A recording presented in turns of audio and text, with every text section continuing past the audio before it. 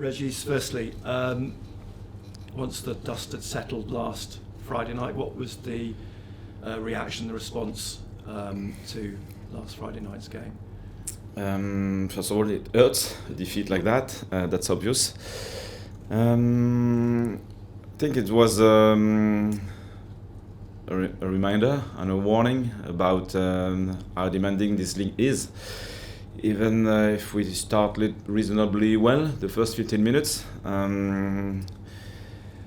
probably we turned the ball over too many times and we got exposed on set pieces and counterattacks, and Forest were able to punish us after that. After 36 minutes, the game was gone with 4-0. I think the lads tried after to get back into the game. One goal, maybe disallowed, this one might have helped the dynamic, but it wasn't the case. So hard to digest, and it shows that even when you drop just slightly your standards, you get punished really quickly.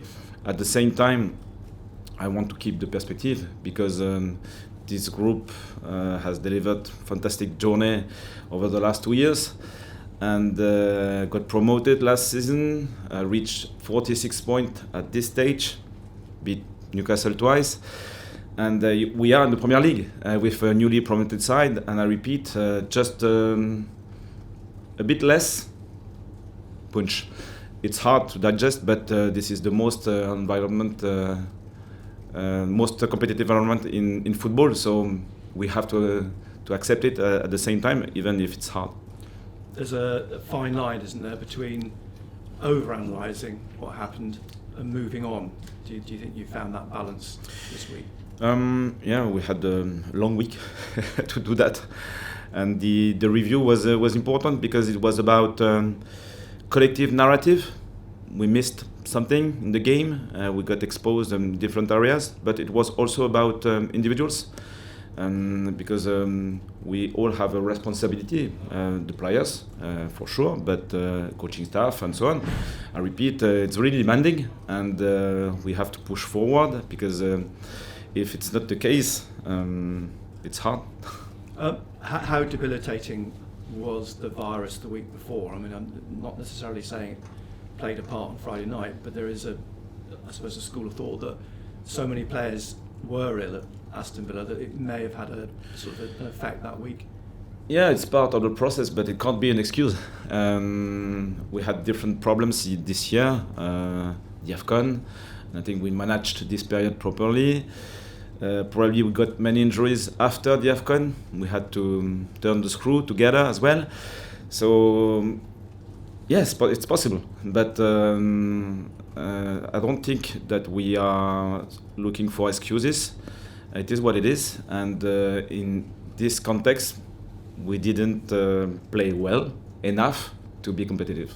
I think over a course of the season, and you've known from last season as well, that matches like Friday happen. I mean, it's one of those things. That's football. Yes, but it hurts.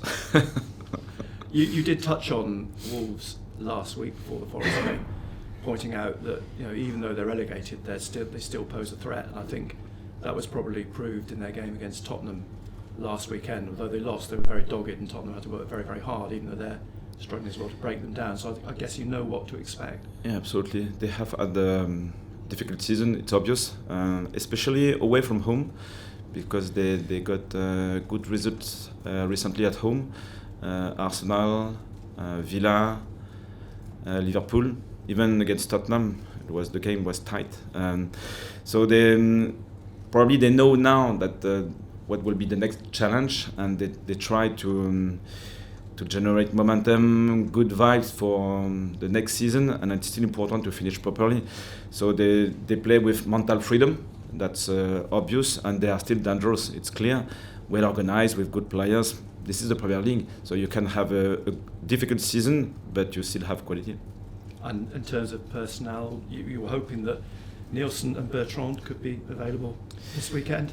Yeah, we had also this period with 4 wingers injured out at the same time. So 3 of them should be available soon. So probably Jocelyn this weekend, and we'll make the decision for Berto and Nilsson if they are available this weekend or the week after. So they are on the edge and in a good place. Are you minded? The problem is that there are still things to play for. There's European place conceivably to play for. Are you minded to give some of the fringe players run-outs in the next few games, or is it a situation that you stick with your first choice squad at the moment because there is still something to play for? Yeah, for me, we are in the same position as the first game of the season. We want to play every game with the best 11, the best 16, 20 players available for the team sheet, and this is my mindset. And it doesn't change after the 40-point target. Now 46, and we never know what will happen at the end of the season. So it's the idea. Régis, Granit Xhaka said the focus would switch to putting things right after the Forest defeat. I just wondered who have been the loudest voices in training this week, and what has been said, would you say? Many things, but it's private.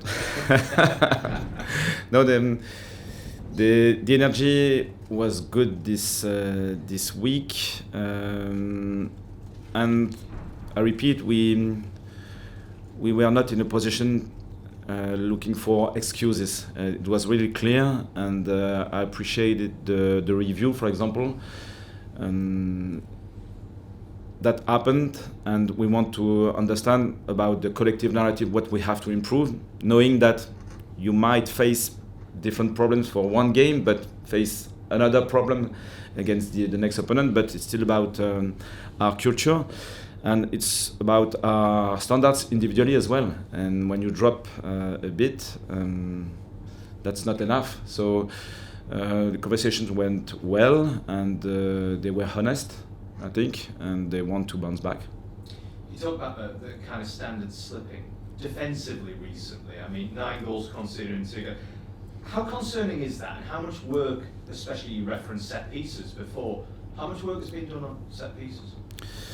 We're working hard, but the league is evolving, so I don't know if we dropped our standards or if the opponent found new solutions to hurt our defense. Probably both, I would say. So we are working hard. It's not easy because it's about small numbers, and it's not like a build-up. You know that we will have 25, 30 situations in the game. In set pieces, sometimes only one, and only one can damage your defense. But we talked about the organization, different problems, the commitment, also to win the duel, to win the second phase, to stay organized if the delivery is with 2 men rather than 1, and so on. So it's about culture, and I hope we'll fix this problem soon. You mentioned the wingers there, in particular Nilsson and Bertrand and Jocelyn, who might be back this weekend. How much of a spark do you think they can provide your team at the moment? They have the profile expected for this position, and so it's important. Everyone watched the Champions League, for example. I think the forwards have this ability to change the game, and without them we try to find other options, but it's not easy. So I hope they will help, but at the same time they didn't play for a long period, and it's hard to expect immediately a big improvement, but I think they will help because they have this ability to threaten in 1v1 the opponent, to go in behind, to cross, to combine these tight areas, and if it's quickly, it's better, but sometimes you have to wait. Is there any other news for team news ahead of the game against Wolves? Nothing else. Just finally, you referenced aims towards the end of the season. Is there an aim to try and finish? You mentioned Newcastle United and beating them twice.